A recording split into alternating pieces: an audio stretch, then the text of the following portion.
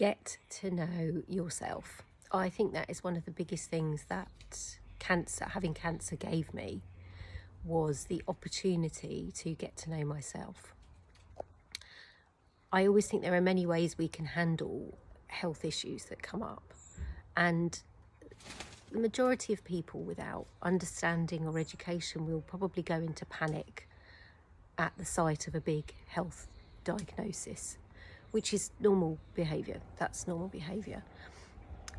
But I think if we can kind of get through that, they become great opportunities to learn about how we're wired, how we operate, what we need, and then that becomes a lifelong journey. I'm basically now a student of health and well-being, and it taught me very acutely at that time what I needed and how I was wired, and that's kind of continued and evolved as I've gone through, and I've hit other little health blips, because it's not a straightforward path, and I don't think you have even like a crisis like that and come through and it's like angels singing and that's it for the rest of life. No.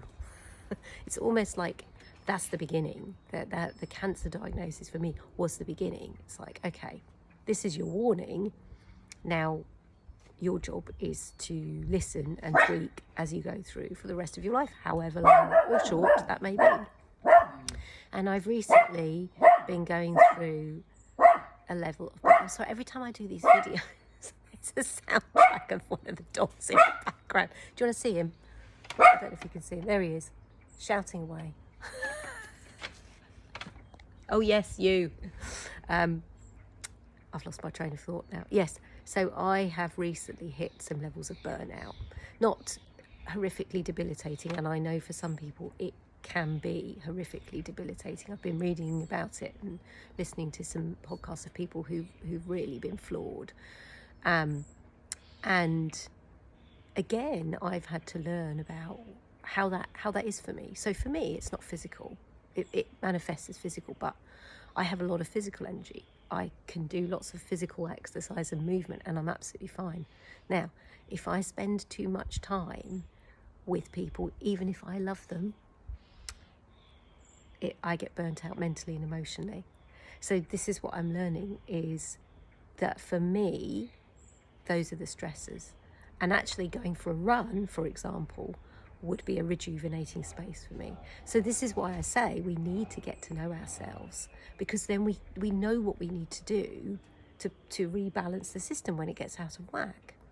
So if I have a few days or something where I'm in the company of people and I don't get a lot of space to myself, I know that when that sort of period, if you like, stops, I need to go back into meditation and run my energy, literally, and I need to move in a way that feels nourishing to me in that moment, which could be slow movement, lyrical movement, it could be a run, it could be a swim, it could be a cycle, whatever. And then I start to notice I rebalance, go, oh yeah, I'm back now. Reset the energy. And then I think as we move forwards, when we learn from these experiences, it's checking in. I was having a conversation with a friend. It's checking in about all situations that cross our path to say, is this situation going to be stressful for me, or is it going to be nourishing for me? And if it's going to be stressful, why on earth are we doing it? So that we constantly nourish ourselves with our own lives. So, if you would like any help with discerning that for yourself, I work one-to-one specifically with women, helping them reclaim their light and joy in themselves, with their bodies and in their lives. Just drop me a message. Have a great day. Bye.